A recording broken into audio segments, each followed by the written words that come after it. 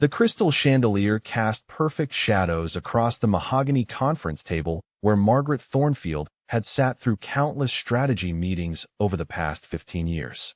Tonight felt different though, heavier somehow, as she watched her husband Senator Richard Thornfield command the room with his usual magnetic presence. His silver hair caught the light as he gestured toward the polling data projected on the wall, his voice carrying that practiced authority that had won him 3 consecutive Senate terms. Margaret had been watching from that same corner chair for so long she wondered if anyone even noticed her anymore. She adjusted her navy blazer, the same conservative style that Richard's image consultants had selected for her years ago when they decided her natural fashion sense was too bold for a senator's wife. Back then she had been grateful for the guidance. Now the tailored perfection felt like a uniform she could never remove. Campaign manager Derek Paulson tapped his tablet screen with growing excitement as he addressed the room full of staffers and political advisors. The latest numbers show us pulling ahead in every key demographic, he announced with the kind of confidence that only came from years of successful elections. We're looking at a potential landslide if we maintain this trajectory through November. Richard leaned back in his leather chair, that familiar smile spreading across his weathered features. The smile that had charmed voters and donors alike for decades. Margaret had fallen in love with that smile once, back when she was an ambitious young journalist covering local politics, and he was just a charismatic city councilman with big dreams. She remembered how he would light up when she walked into press conferences, how he would seek her out afterward to continue their conversations over coffee that stretched into dinner. Those memories felt like they belonged to someone else now as she watched him dismiss question after question about campaign strategy, without so much as a glance in her direction. Margaret had been the one researching policy positions late into the night during his first Senate run.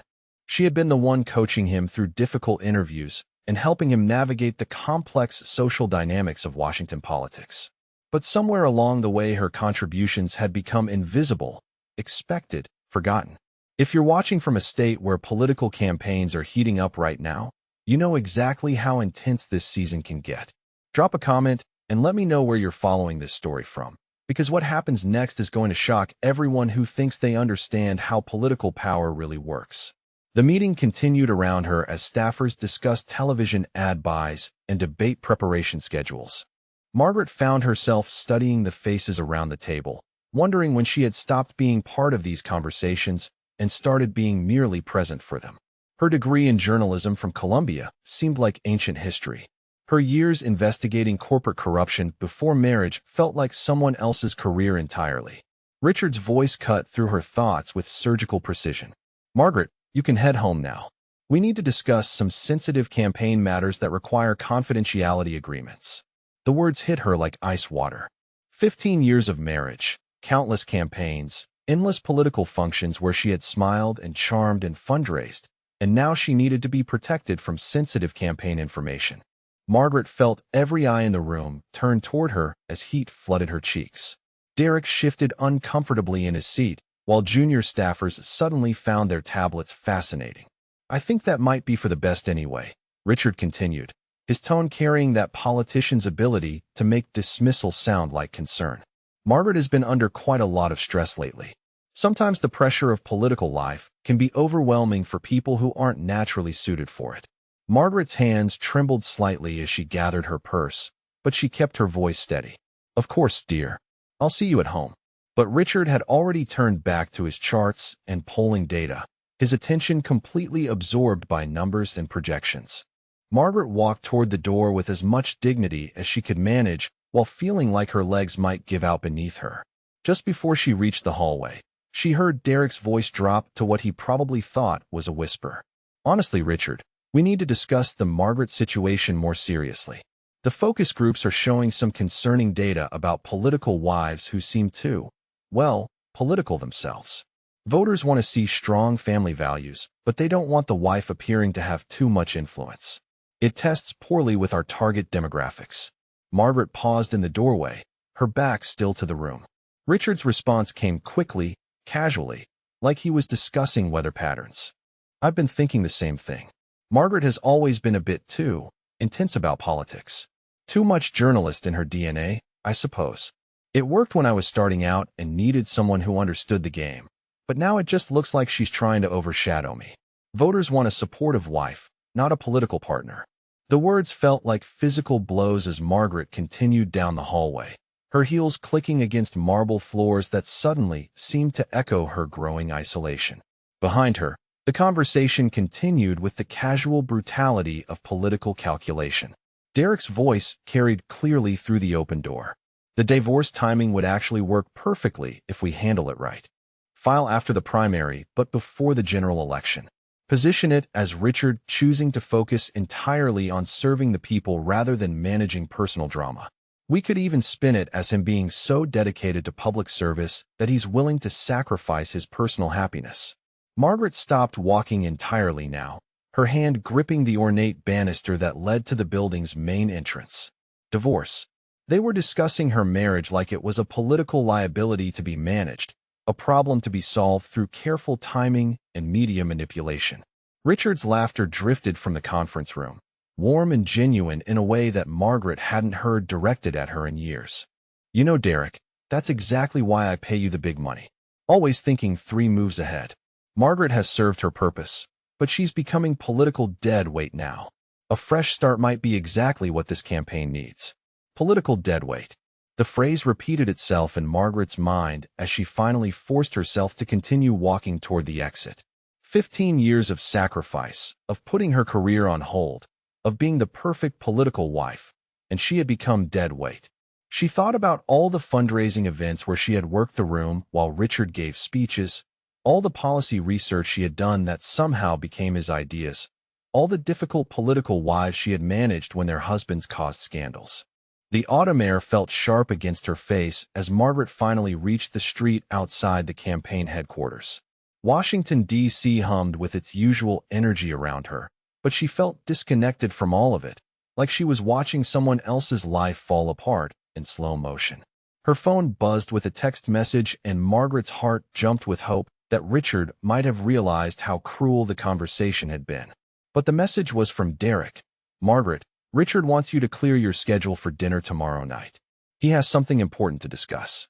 Formal attire requested." Something important to discuss.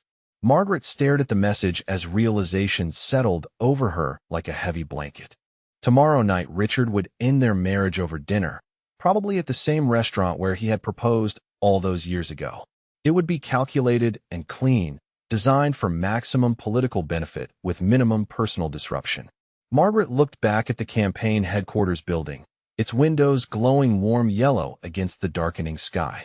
Inside that building, the people she had considered friends and allies were probably already planning how to handle the media narrative of her divorce. They were crafting statements about Richard's dedication to public service and his difficult but necessary personal choices. She had been erased from her own life so gradually that she hadn't even noticed it happening until the moment they decided to make it official. Tomorrow night, Senator Richard Thornfield would serve her divorce papers and begin the final phase of his campaign for re-election.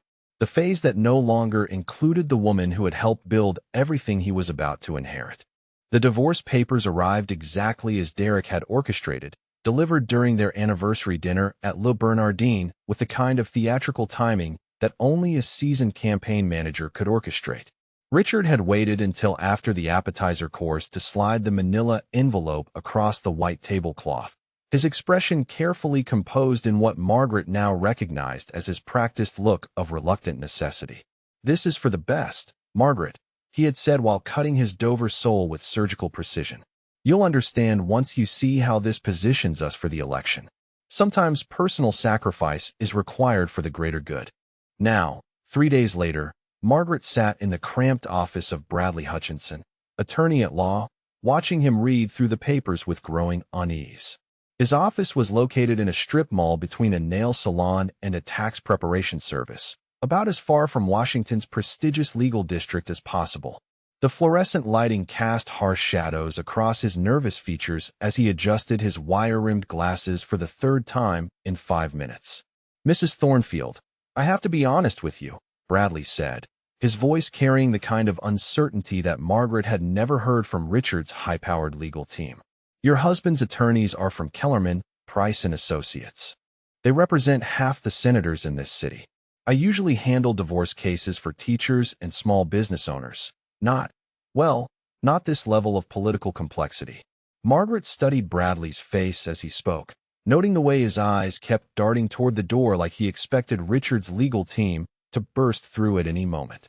His law degree from George Washington University hung slightly crooked on the wall behind him, surrounded by certificates from continuing education seminars rather than the prestigious awards and political photographs that decorated every other lawyer's office she had ever visited in Washington.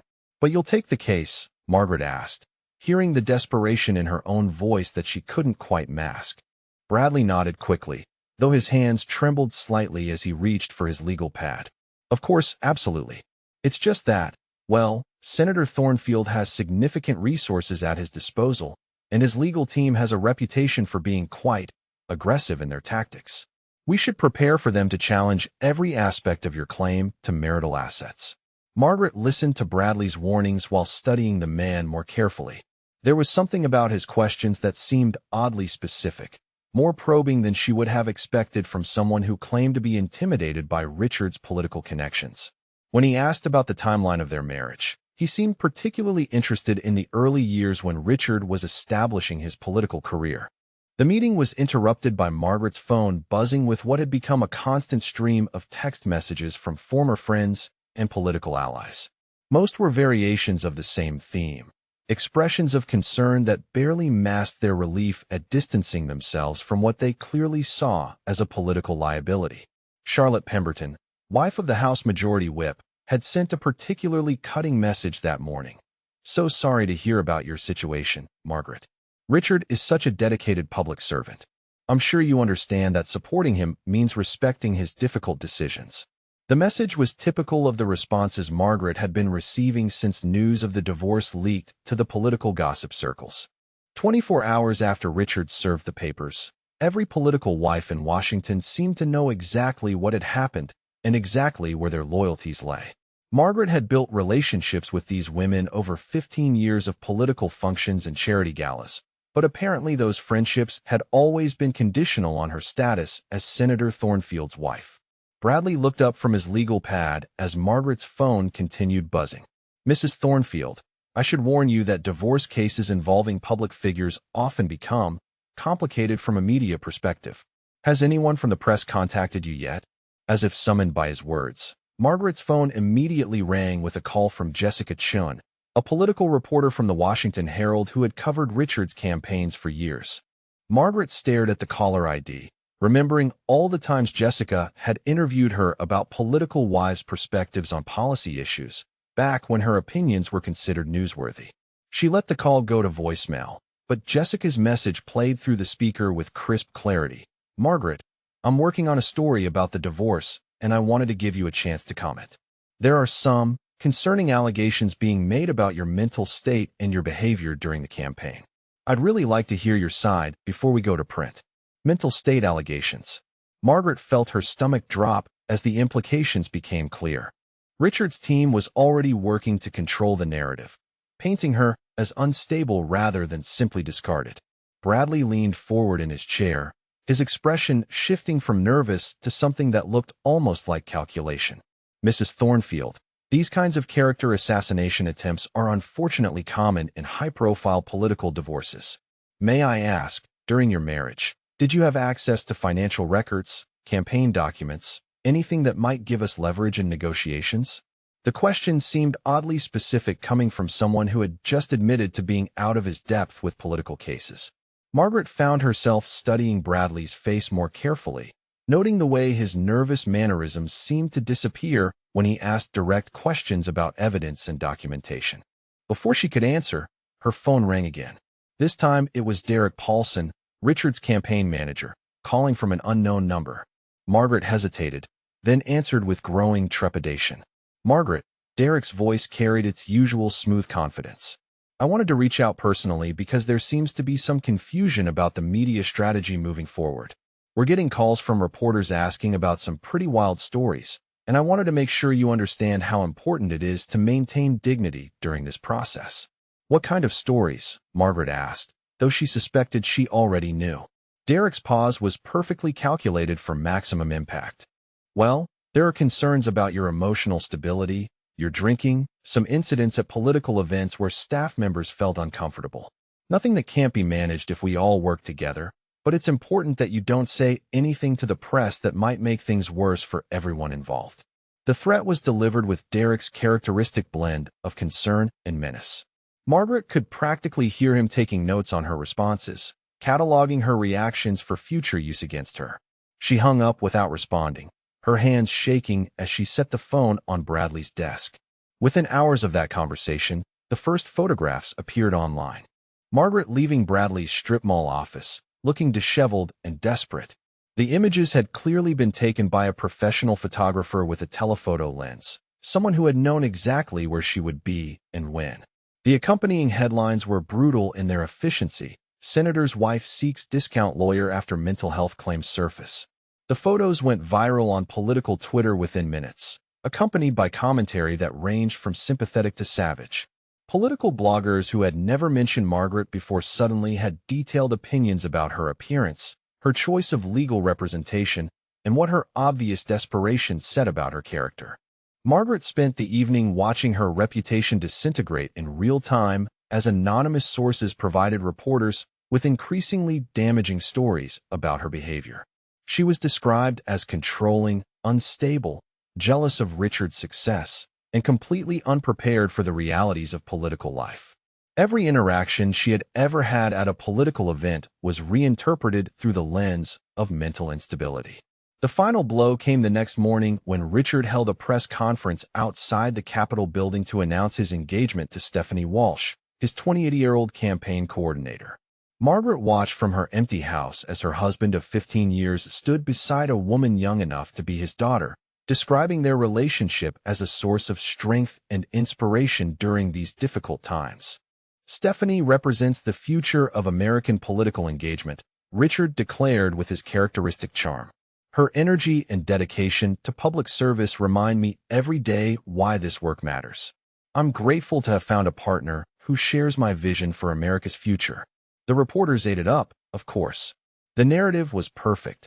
Distinguished older senator finds new love with brilliant young political mind, leaves behind troubled marriage that was holding back his potential for public service. Margaret could practically see Derek orchestrating every detail, from Stephanie's perfectly styled appearance to the timing of questions that allowed Richard to seem magnanimous about his difficult personal decisions. That evening, Margaret made the mistake of attending a charity gala that she had helped organize months earlier.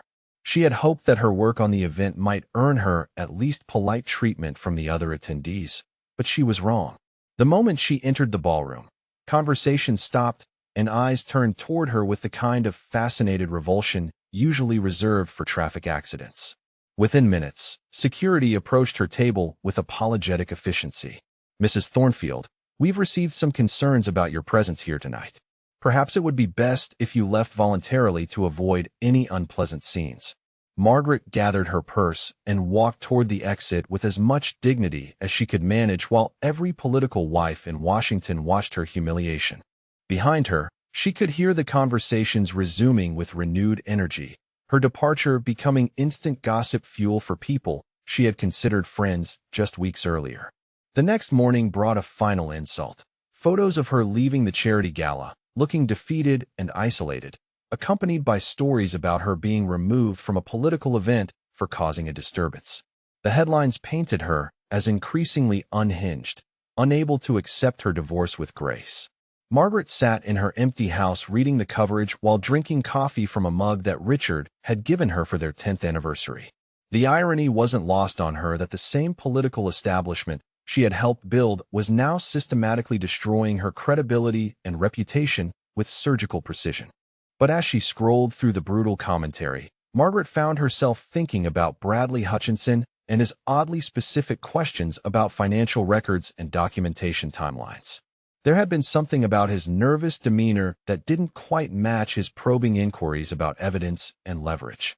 She picked up her phone and dialed his number, surprised when he answered immediately despite the early hour.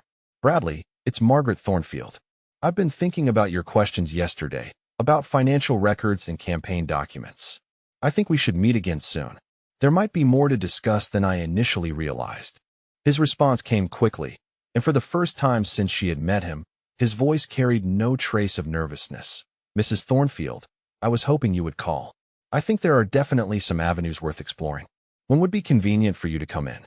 And Mrs. Thornfield, when you do come, please bring any documentation you might have access to regarding campaign finances, particularly from the early years of the senator's career.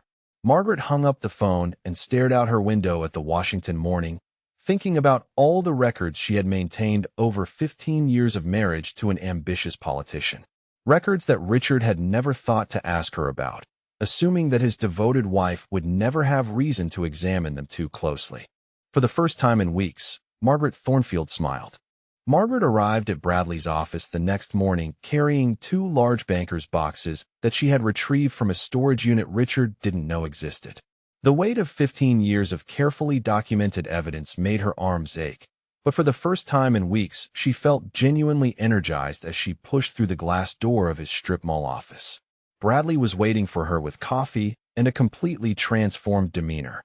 Gone was the nervous, uncertain lawyer from their first meeting. Instead, Margaret found herself facing a man whose eyes held the sharp intelligence of someone accustomed to handling complex federal cases.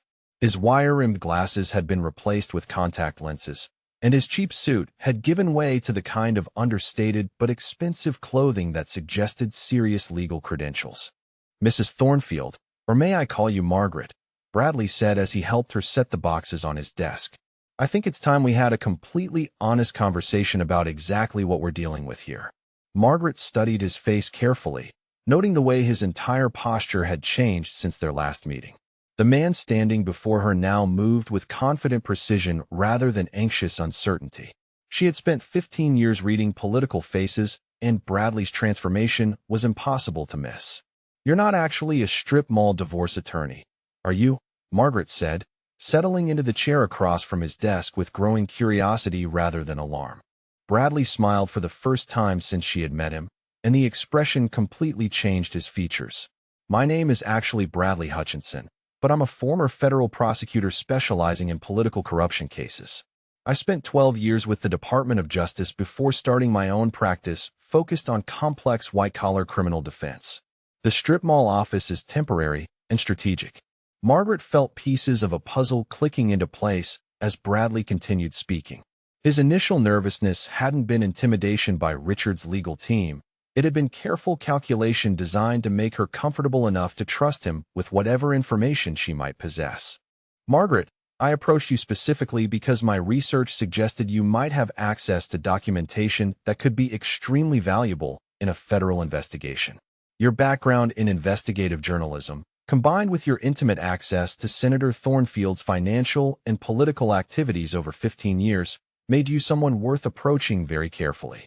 The mention of her journalism background sent a shock of recognition through Margaret's system. She had been Margaret Collins when she worked for the Columbia Journalism Review, specializing in political corruption investigations that had earned her a reputation for meticulous documentation and fearless reporting. That career seemed like another lifetime now, buried under years of political wife duties and careful image management.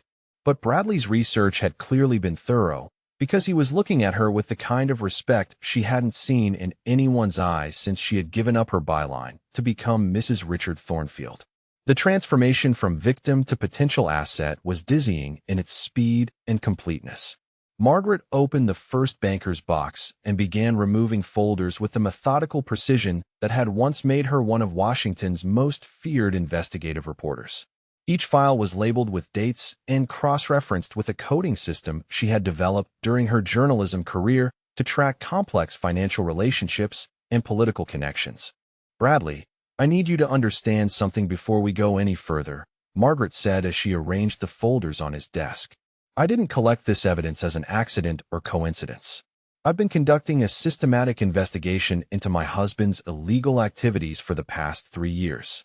The admission hung in the air between them as Bradley's expression shifted from professional interest to genuine amazement.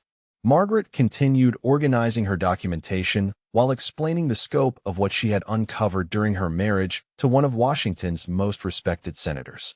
It started when I noticed discrepancies in our personal financial statements that didn't match Richard's Senate salary or his declared campaign contributions. Small things at first, deposits that appeared and disappeared from accounts I wasn't supposed to have access to, expensive purchases that were paid for with cash that couldn't be traced to any legitimate source. Margaret opened a folder labeled Financial Anomalies 2021-2024 and spread bank statements across Bradley's desk. Each statement was annotated with her handwritten notes cross-referencing suspicious transactions with specific political events and voting patterns. The level of detail was extraordinary, the work of someone who understood both financial investigation and political corruption from professional experience.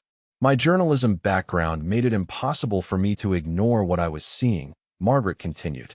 So I started documenting everything systematically, the way I would have approached any major corruption investigation during my reporting career. I created shell accounts to track money laundering, recorded conversations at political events, and maintained detailed logs of Richard's meetings with lobbyists and foreign contacts. Bradley picked up one of the bank statements and studied Margaret's annotations with growing excitement.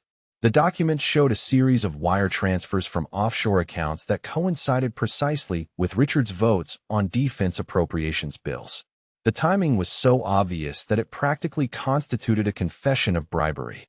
"Margaret, this is extraordinary work," Bradley said, his voice carrying professional admiration. "How did you gain access to this level of financial information without alerting Senator Thornfield to your investigation?" Margaret smiled with genuine pride for the first time in months as she opened the second banker's box to reveal recording equipment and surveillance documentation that would have impressed professional law enforcement investigators.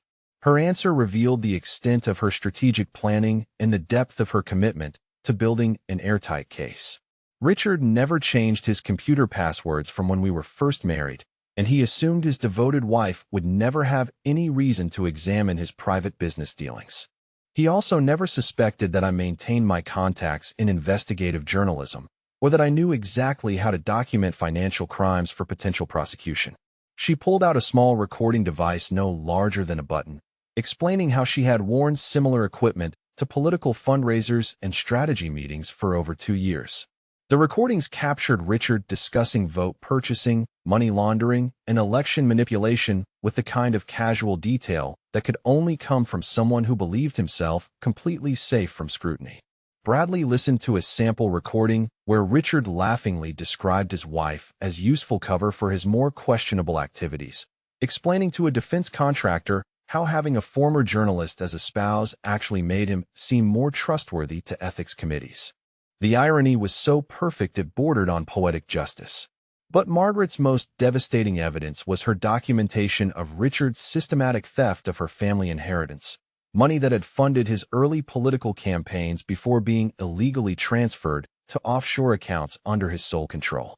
The paper trail was meticulous, showing how Richard had manipulated their joint finances to hide millions of dollars that legally belonged to Margaret.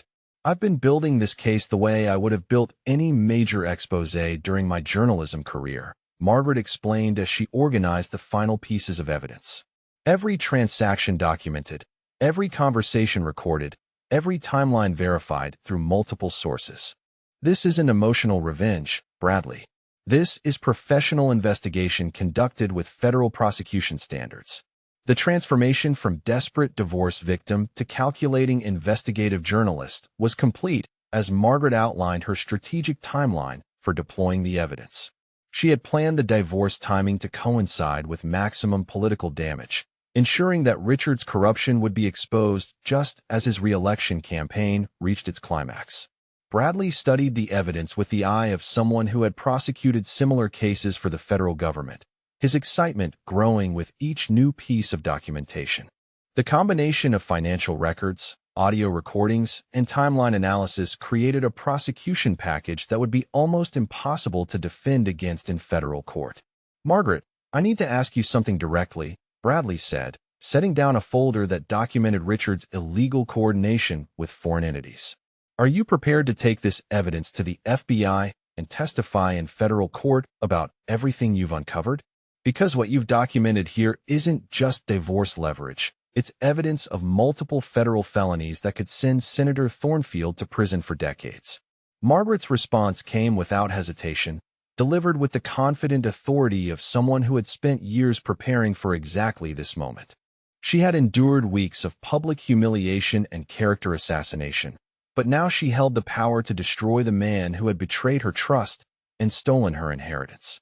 Bradley, I've been preparing for federal prosecution from the beginning.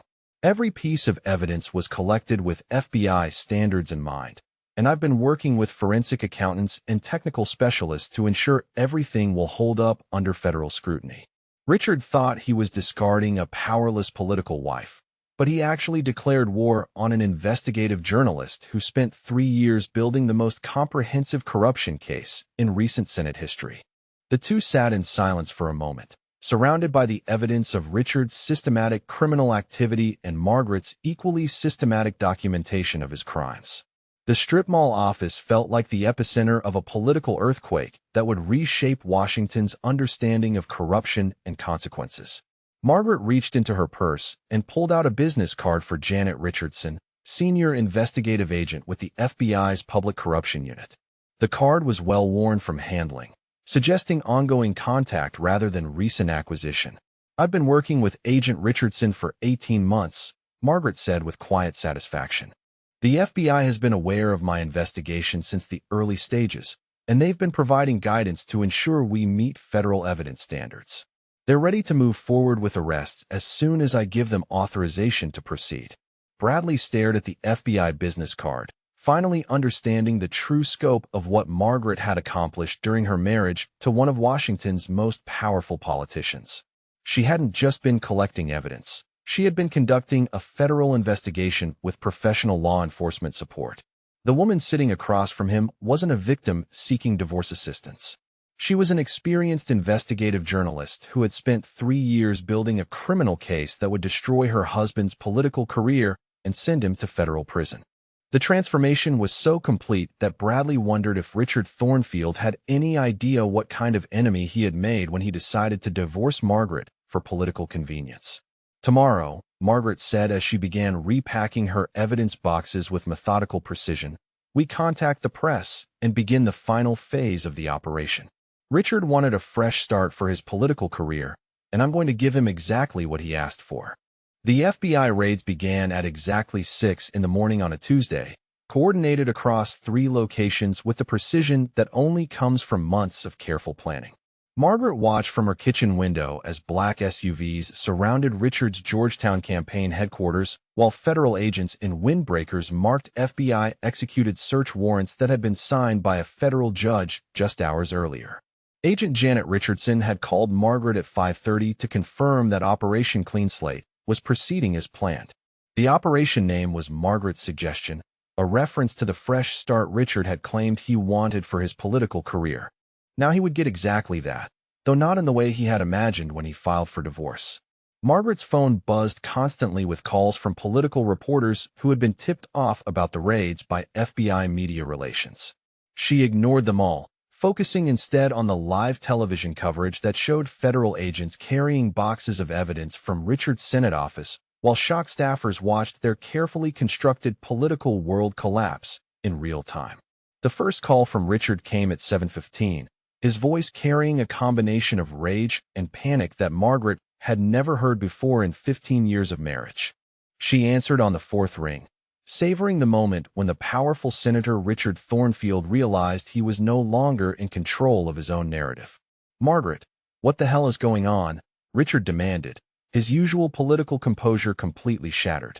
"The FBI just raided my offices, and they're saying this is connected to some investigation you've been conducting. This is insane, completely insane." Margaret's response came with the calm authority of someone who had spent 3 years preparing for exactly this conversation. She was no longer the dismissed political wife begging for consideration. She was an investigative journalist with federal backing who held her subject's fate in her hands. "Richard, I think you should call your attorneys immediately," Margaret said, her voice steady and professional. "You're going to need criminal defense counsel, not divorce lawyers. The federal government takes political corruption very seriously, as you're about to discover." The silence on Richard's end stretched for several seconds as the implications of her words began to penetrate his shock. Margaret could practically hear him calculating, trying to understand how his powerless ex-wife had somehow orchestrated a federal investigation into his activities.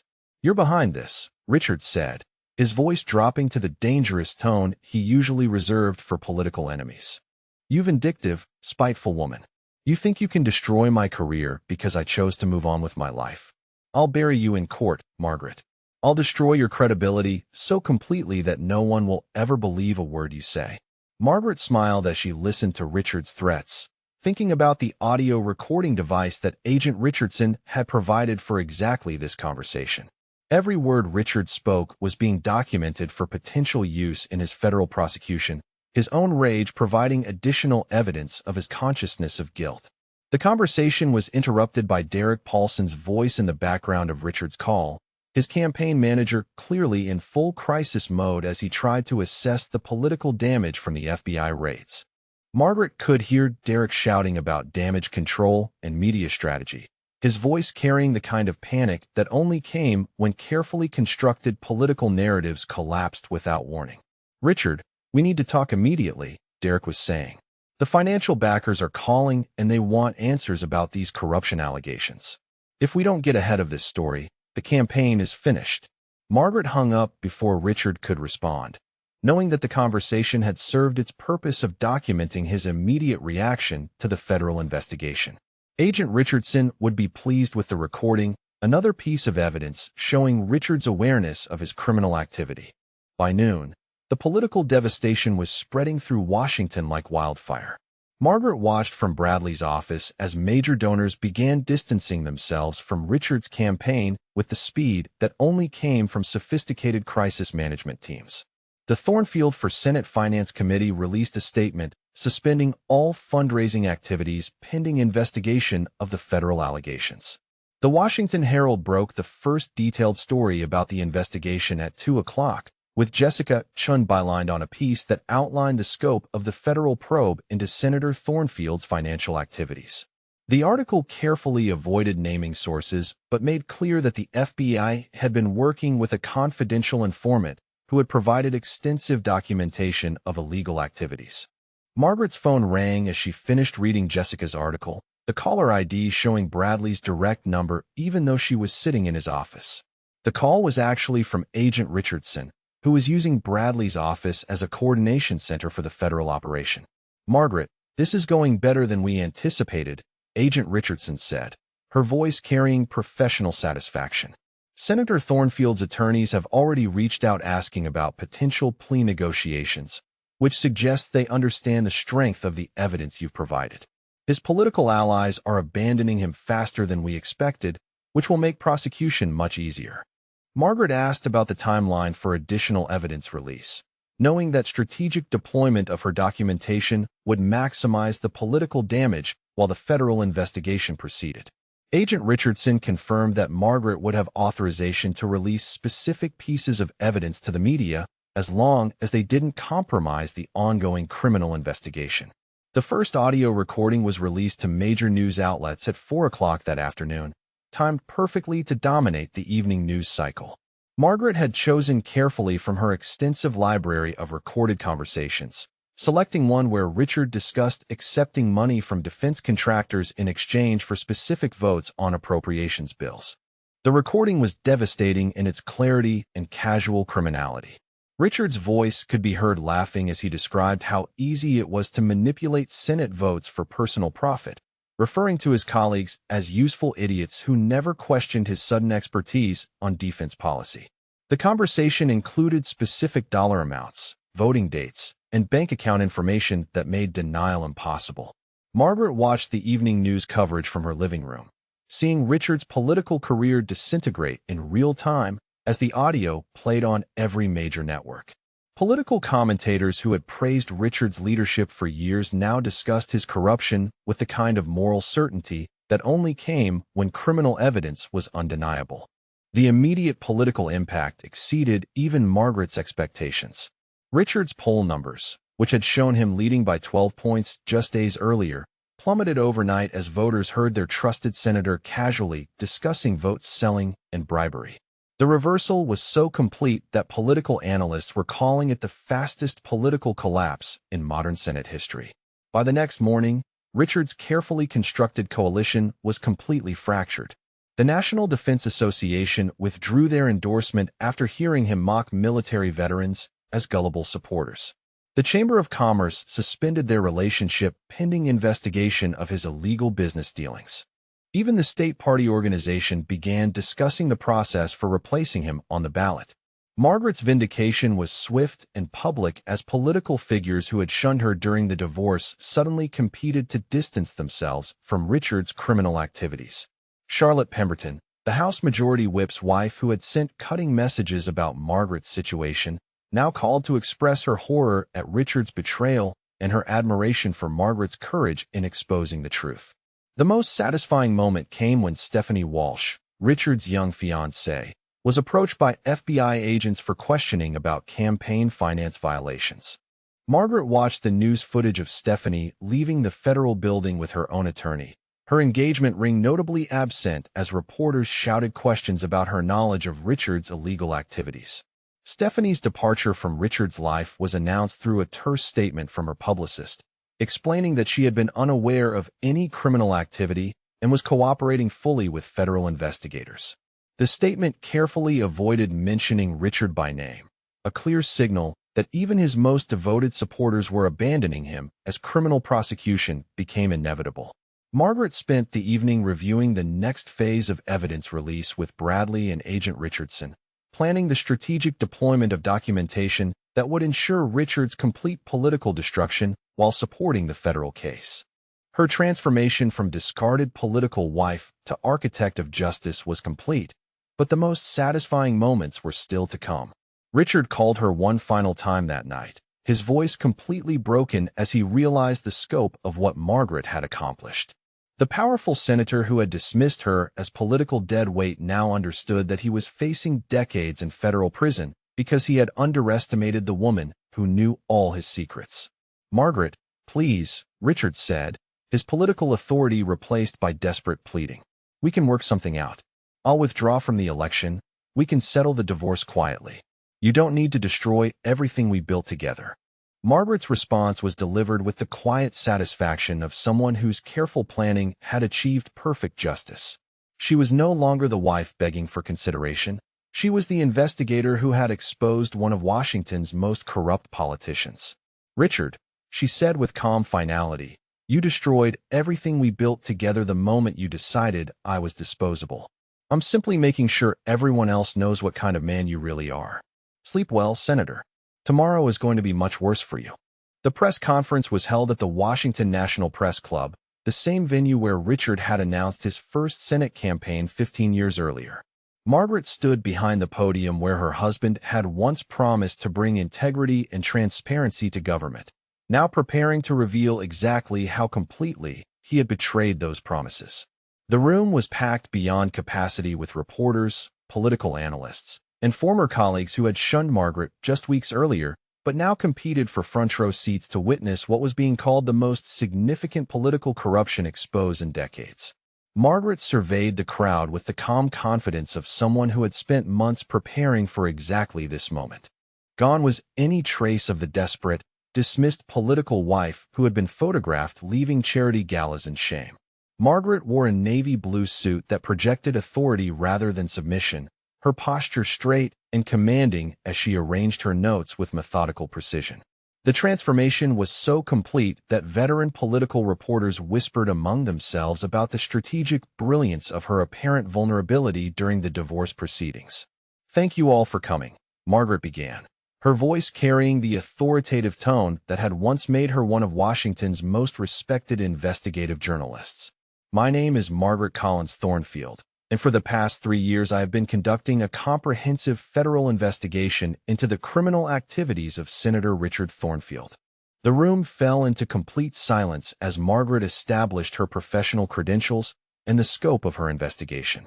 She was no longer Richard's discarded wife seeking sympathy. She was a trained investigative professional presenting evidence that would reshape Washington's understanding of political corruption. "Before I detail the evidence of Senator Thornfield's crimes, I want to address the character assassination campaign that was launched against me during our divorce proceedings.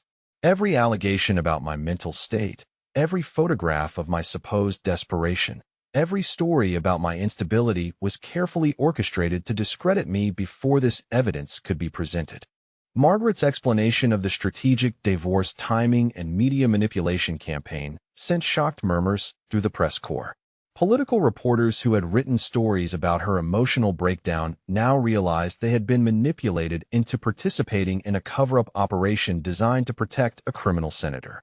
The evidence I am presenting today represents 36 months of systematic documentation conducted according to federal prosecution standards, Margaret continued, opening the first of several evidence binders arranged on the podium. Senator Thornfield has accepted over $4 million in illegal payments from defense contractors, foreign entities, and corporate interests in exchange for specific votes on appropriations bills and regulatory measures. Margaret displayed financial records on large screens positioned around the room, each document showing clear connections between payments Richard received and votes he cast in the Senate. The evidence was overwhelming in its scope and precision, the work of someone who understood both financial investigation and federal prosecution requirements. These payments were facilitated through a network of shell companies established in offshore banking jurisdictions specifically to hide their connection to Senator Thornfield's official duties, Margaret explained as she guided the room through complex financial documentation that revealed years of systematic bribery and money laundering. The most devastating evidence came when Margaret played audio recordings from political events where she had worn FBI-provided recording devices for over 18 months. The room listened in stunned silence as Richard's voice filled the speakers, casually discussing vote manipulation and describing his wife as useful cover for his criminal activities. In this recording from a defense contractor reception last year, you can hear Senator Thornfield explaining how having a former journalist as a wife actually made him appear more ethical to oversight committees, Margaret said as Richard's laughter echoed through the press club. He found it amusing that I provided credibility for his corruption while being completely unaware of his criminal enterprise. But Margaret's most personal revelation concerned the theft of her family inheritance, money that had funded Richard's early political campaigns before being illegally transferred to accounts under his sole control. Financial records showed how Richard had systematically stolen millions of dollars that legally belonged to Margaret, using her own money to build the political career he was now losing.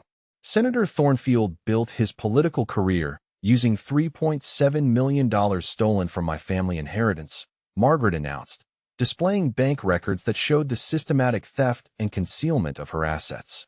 He used my money to fund campaigns where he promised voters integrity and transparency, while secretly operating one of the most corrupt enterprises in recent Senate history. The revelation about Margaret funding Richard's career with her own stolen money created a sensation among the political reporters who had covered their marriage for years. The perfect political wife had actually been the financial foundation of her husband's success, only to be discarded when he decided she was no longer politically useful. Margaret's announcement that she was running for Richard's Senate seat on an anti-corruption platform sent shockwaves through the political establishment.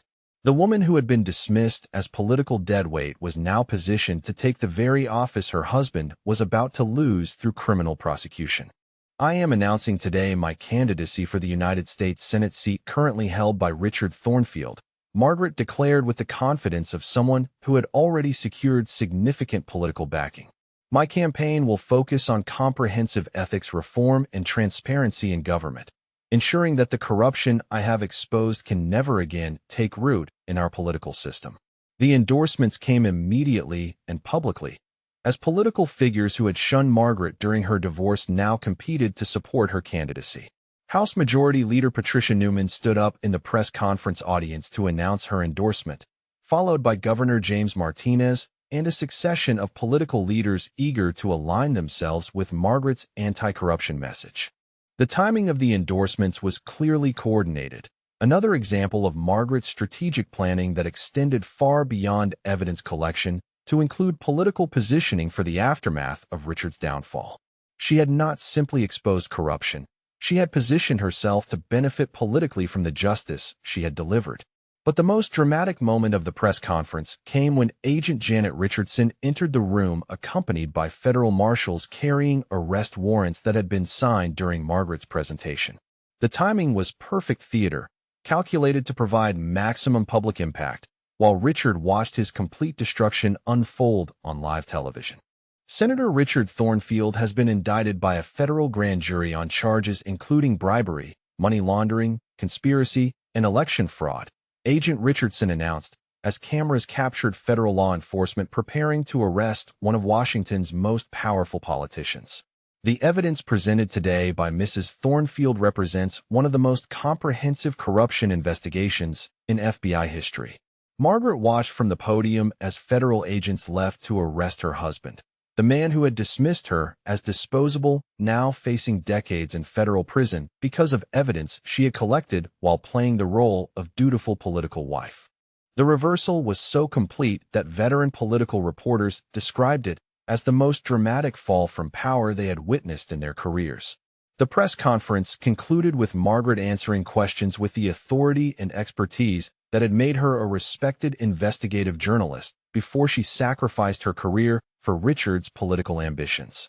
Her responses demonstrated complete command of complex evidence and federal prosecution procedures, leaving no doubt that she had orchestrated every aspect of Richard's downfall with professional precision. As reporters filed out to cover the arrest of Senator Richard Thornfield, Margaret remained at the podium accepting congratulations from political allies who had abandoned her just weeks earlier. The transformation from discarded political wife to potential senator was complete. Built on the foundation of justice she had carefully constructed over 3 years of patient investigation. The final image broadcast to the nation showed Margaret Thornfield standing confidently behind the podium where her husband had once promised integrity in government, now delivering exactly the accountability he had claimed to represent. The woman Richard had described as political deadweight had become the architect of the most significant political corruption prosecution in recent history. Outside the press club, federal agents were placing Richard Thornfield under arrest for crimes that would end his political career and likely send him to prison for decades. Inside, his ex-wife was accepting endorsements for the Senate seat he would never occupy again, having transformed personal betrayal into public service through the kind of strategic brilliance that Washington rarely witnessed. Margaret's journey from victim to victor was complete, but as she fielded questions about her Senate campaign and anti-corruption agenda, it was clear that her story was just beginning. The woman who had exposed one of Washington's most corrupt politicians was now positioned to become one of its most powerful advocates for justice and reform. Margaret's Senate campaign was unlike anything Washington had witnessed in decades, built on the foundation of exposing corruption rather than making promises about future reform. Every campaign event drew overflow crowds of voters who wanted to meet the woman who had brought down one of the most powerful politicians in America through sheer determination and investigative brilliance. The election results were a landslide that surprised even Margaret's most optimistic supporters. She won by 38 points in a state where Richard had been leading by double digits just months earlier, carrying every single county, including ones that hadn't voted for her party in over 20 years. The victory was so decisive that political analysts called it a complete repudiation of the corruption Richard had represented. Margaret's victory speech was delivered from the same hotel ballroom where Richard had celebrated his first Senate victory 15 years earlier, another example of the poetic justice that had characterized her entire journey from discarded political wife to powerful senator-elect. The crowd chanted her name with genuine enthusiasm rather than the manufactured energy of typical political events. On election night, while Margaret accepted congratulations from national political leaders who flew in to be associated with her historic victory, Richard was beginning his second month in federal custody at the Metropolitan Correctional Center in Washington, D.C. His sentencing had been swift and severe, with federal judge Amanda Morrison delivering a 15-year prison term for what she called one of the most egregious examples of political corruption in recent judicial history. The contrast between Margaret's triumph and Richard's imprisonment was covered extensively by every major news outlet, with side-by-side photographs showing her accepting congratulations on election night, while he was processed into federal prison wearing orange clothing and restraints. The images perfectly captured the complete reversal of fortune that had resulted from his decision to divorce the woman who knew all his secrets. Richard's young former fiancée, Stephanie Walsh, faced her own criminal charges for campaign finance violations and conspiracy to conceal illegal contributions. Her promising political career was destroyed before it could properly begin, with federal prosecutors using evidence that Margaret had collected during political events where Stephanie had discussed hiding payments from foreign contributors. Stephanie's sentencing hearing provided another moment of satisfaction for Margaret, who attended as a victim impact witness to describe how the conspiracy had affected her personally. Watching the young woman who had been paraded as Richard's fresh start receive a 3-year federal sentence was justice for the humiliation Margaret had endured during their very public engagement announcement. The ripple effects of Margaret's investigation extended far beyond Richard and Stephanie, destroying careers and political aspirations throughout Washington as federal prosecutors used her evidence to build cases against an entire network of corrupt politicians and their enablers. Derek Paulson, Richard's campaign manager who had orchestrated the character assassination campaign against Margaret, was indicted on charges of conspiracy and election fraud that could result in a decade in federal prison. Margaret's first speech as senator was delivered to a packed chamber where many of her new colleagues had been Richard's friends and allies during his criminal enterprise. She spoke about protecting political spouses from financial abuse and ensuring that no one would ever again be able to use marriage as cover for systematic corruption. The speech was interrupted multiple times by standing ovations from senators who had ignored Margaret completely during her divorce proceedings, but now competed for her attention as she demonstrated the political authority that came with exposing corruption and winning decisive electoral victories. The transformation from invisible political wife to powerful senator was complete and undeniable. Senator Margaret Thornfield's committee assignments reflected her expertise in investigation and financial crime, with leadership roles on ethics, banking, and judiciary that positioned her as one of the most influential freshman senators in decades. Her anti-corruption legislation became the template for ethics reform nationwide, with other states adopting her comprehensive approach to political transparency. But the most personally satisfying aspect of Margaret's new life was her marriage to Bradley Hutchinson, who had been nominated to the federal district court with Margaret's strong recommendation and confirmed with bipartisan support. Their wedding was covered by every major political publication as the union of two legal minds who had brought justice to one of Washington's most corrupt politicians.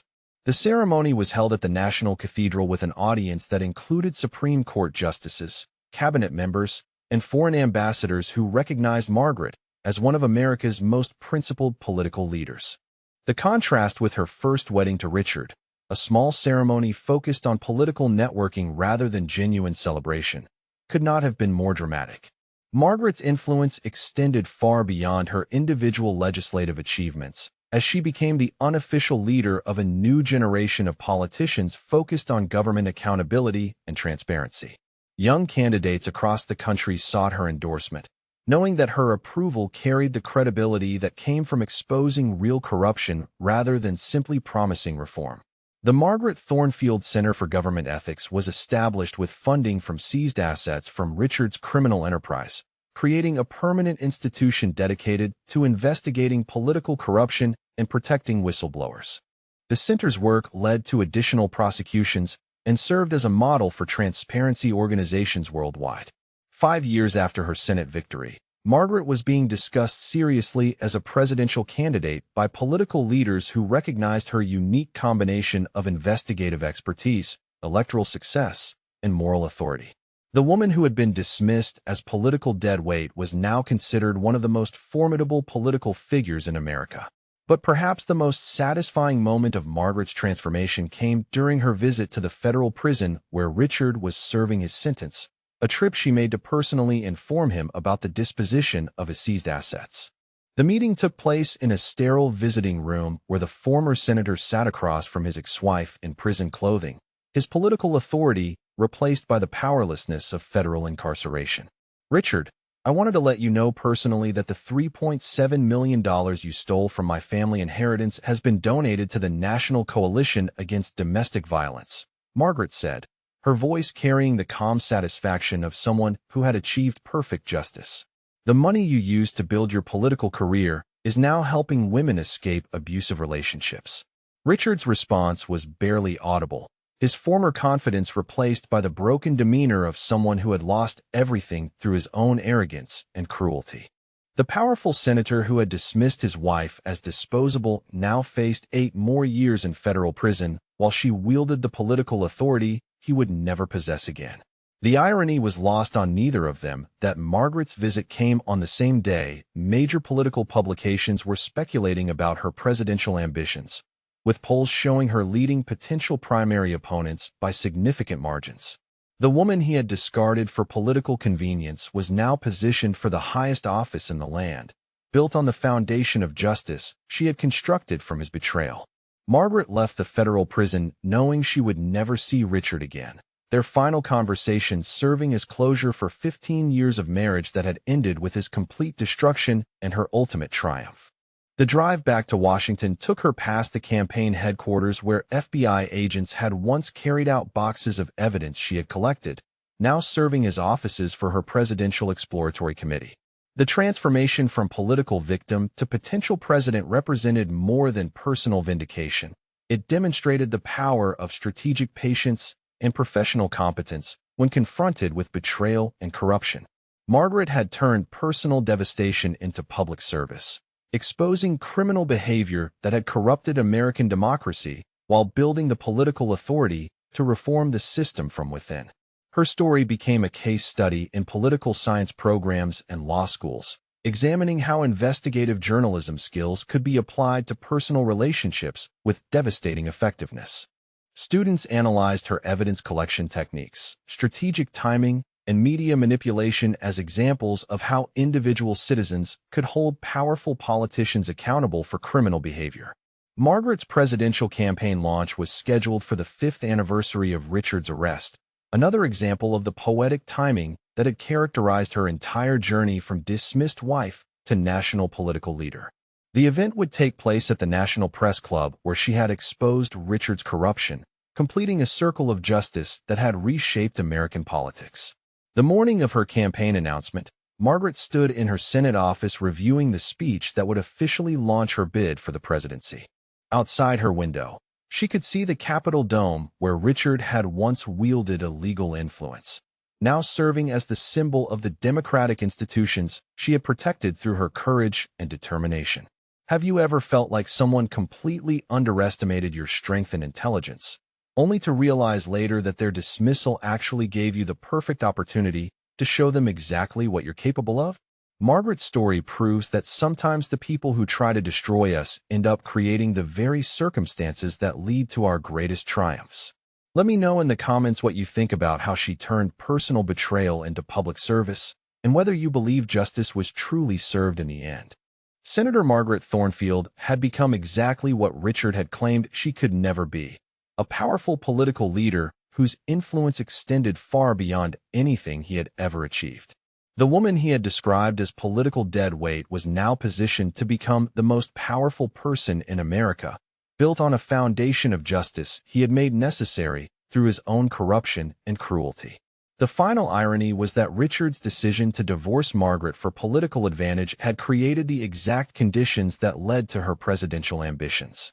His betrayal had freed her to expose his crimes, his dismissal had motivated her investigation, and his arrogance had provided the evidence that destroyed him while elevating her to heights of political power he could never have imagined. Margaret Thornfield's journey from silenced political wife to potential president represented more than personal vindication. It demonstrated that truth and justice could still triumph over corruption and betrayal in American democracy. Her story would inspire future generations of women who refuse to accept dismissal and powerlessness, showing them that strategic thinking and careful preparation could overcome even the most entrenched political corruption. As she prepared to announce her presidential campaign, Margaret reflected on the 15 years she had spent as Richard's wife. thinking about how every sacrifice and every humiliation had ultimately contributed to the authority and credibility that now made her a formidable candidate for the highest office in the land. The woman who had once been invisible at political strategy meetings was now ready to lead the country toward a future built on accountability, transparency, and justice. Senator Margaret Thornfield's transformation was complete, but her greatest achievements still lay ahead as she prepared to seek the ultimate validation for her journey from political victim to national leader. The presidency that Richard had privately dreamed of but never dared pursue was now within reach of the woman he had dismissed as unworthy of his continued attention, a final testament to the power of underestimating someone who possessed both the intelligence and determination to achieve perfect justice.